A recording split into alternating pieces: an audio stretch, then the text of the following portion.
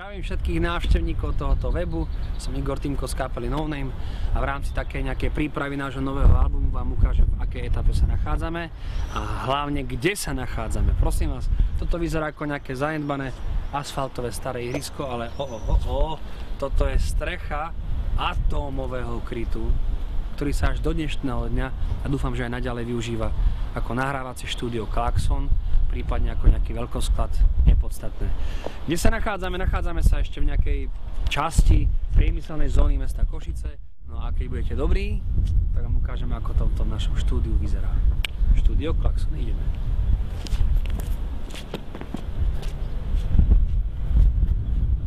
Sľúbil som vám, že vám ukážem, ako to vyzerá uprostred tohto atomového krytu.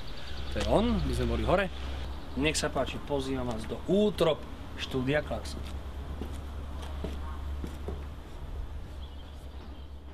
Jednou zo základných vecí, prečo sme sa tentokrát rozhodli nahrávať v Košiciach, je aj to, že toto štúdio je hlboko pod zemou a teda je tu príjemná typická zima. Preto mikínka, vonku zorí leto a tu máme akurát príjemne. Poďte, nech sa páči. A už sme vo vnútri uprostred celého diania. Každý mladý muzikant túži byť aspoň raz v štúdiu. Nám sa to podarilo niekoľkokrát. Poďte v rýchlosti, aby sme chálov nerušili.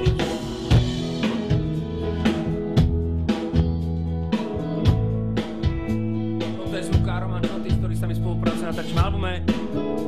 Dušan, typický mladý človek, vybavené, lehá, všetko je pohoda. Zori točí v tomto priestore.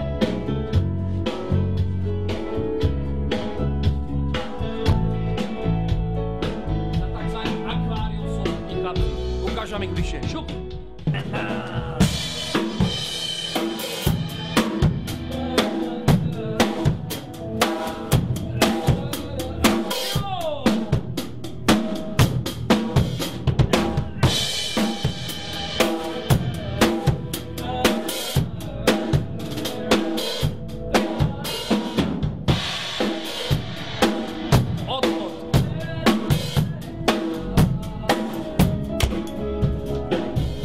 Stretneme sa asi tak o mesiac. Všetko dobré.